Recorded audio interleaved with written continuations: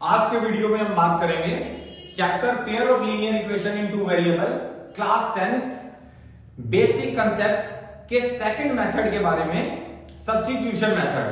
कि अगर हमें linear equation in two variable के अंदर लीनियर इक्वेशन गिवन हो तो हम उसे सब्स्टिट्यूशन मेथड से कैसे सॉल्व करेंगे। तो सब्स्टिट्यूशन मेथड के अंदर एक एग्जांपल ले लेते हैं। 2x plus 3y equal to 5, 7x plus 4y equal to 9। अब इस क्वेश्चन को हमने सॉल्व करना है सब्स्टिट्यूशन मेथड से। सब्स्टिट्यूशन मेथड को सॉल्व करने के लिए भी दो तरीके हैं कि सब्स्टिट्यूट x को करेंगे, सब्स्टिट्यूट y को करेंगे। यानी कि पहला वे ले लेते हैं सब्स्टिट्यूट x, इस इक्वेशन को 1, इस इक्वेशन को सेकंड इक्वेशन मान लेते हैं। फ्रॉम इक्वेशन 1 मेथड है क्या, अब उसको समझना है। फर्स्ट इक्वेशन में से मैंने x की वैल्यू को निकाला, तो x की वैल्यू को निकाल रहे हैं फर्स्ट इक्वेशन में से। ये एरो समझाने के लिए करा हुआ है, आप लोगों ने नहीं करना। 2x equal to 5 minus 3y, x की वैल्यू आ गई 5 माइनस 3y अपॉन 2। इसको नंबर दे देते हैं 3।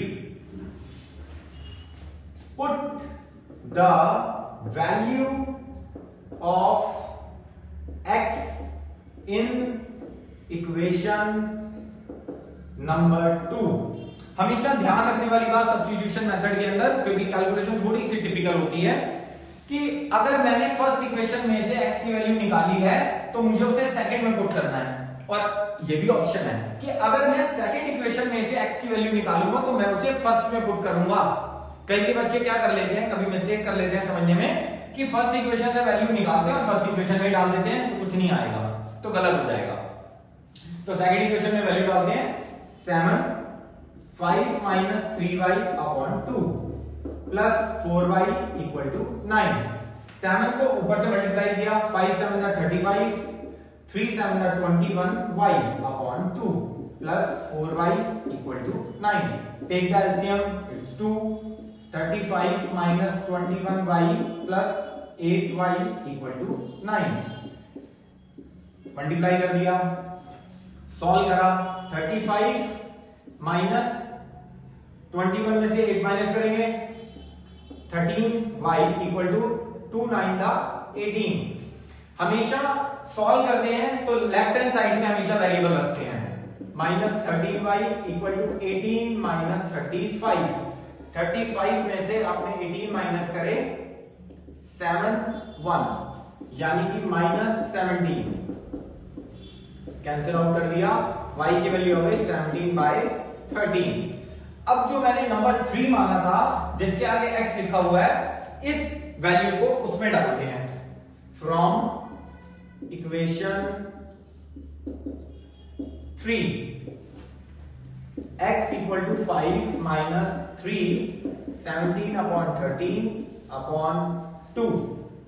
सॉल्व करते हैं। x इक्वल टू 5 माइनस 3 को पर मल्टीप्लाई किया, इट्स 51, 13। ये 2 जो है इसका मतलब है 1/2।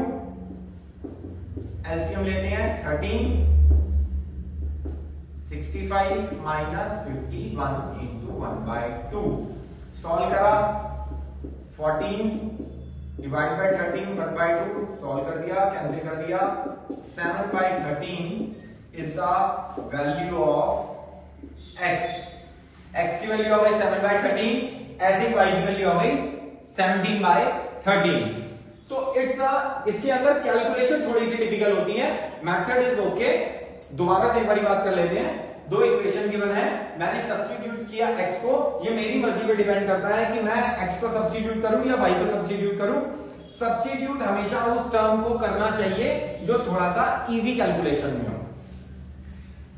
इक्वेशन नंबर 1 से मैंने वैल्यू निकाली x की जो वैल्यू है उसे नंबर 3 माना। इस x की वैल्यू को मैंने नंबर 2 में पुट कर दिया। नंबर 2 में पुट कर दिया, सॉल्व करा, y की वैल्यू आ गई। y की वैल्यू को जो मैंने इक्वेशन नंबर 3 मानी थी, जिसके आगे x लिखा हुआ है, इसमें पुट कर दिया। Then I will get the value of x।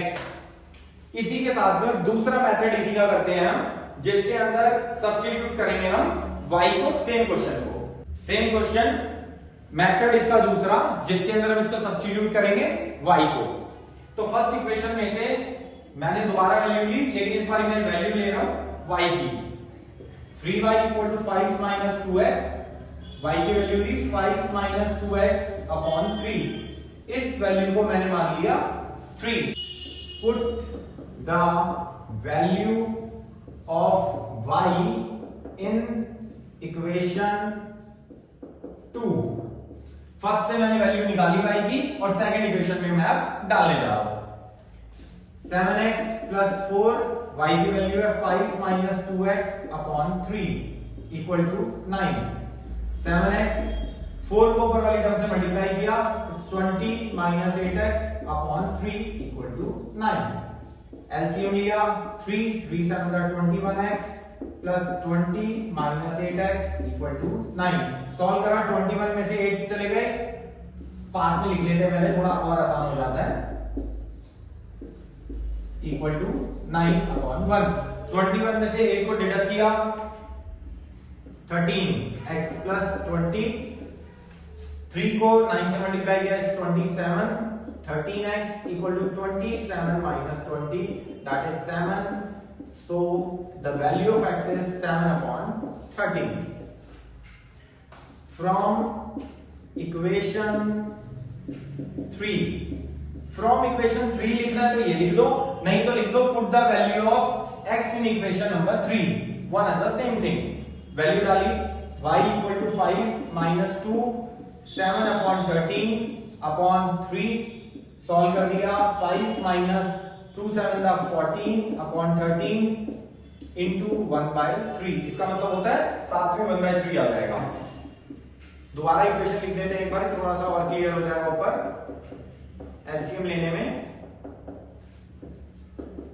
LCM लिया इसका, 13 को 1 से डिवाइड करते हैं और इस 13 को ऊपर से मल्टीप्लाई किया, जो आया उसको ऊपर से मल्टीप्लाई किया 65 14 into 1 by 3। So y equal to 65 में से 14 माइनस किए 51 अपॉन 13 इंटू 1 by 3। 3 से 51 को कैंसिल आउट किया, then what will we get? 3 1 3 3 7 21 17 by 13। तो y की वैल्यू आ गई है 17 by 13 और x की वैल्यू आ गई है 7 अपॉन 13। तो होप ये मेथड आपको क्लियर होगा, जिसके अंदर मैंने सेकंड मेथड बताया था कि सब्स्टिट्यूट y कर सकते हैं। इससे पहले के अंदर मैंने बताया था सब्स्टिट्यूट x कर सकते हैं। ये हम पे डिपेंड करता है कि हम क्या कर रहे हैं, क्योंकि क्वेश्चन के अंदर सब्स्टिट्यूशन मेथड के अंदर कभी भी ऐसा कुछ भी नहीं लिखा होता कि आपको सब्स्टिट्यूट x करना है या सब्स्टिट्यूट y करना है, ये आपकी खुद की चॉइस है। होप ये वीडियो आपको पसंद आया होगा।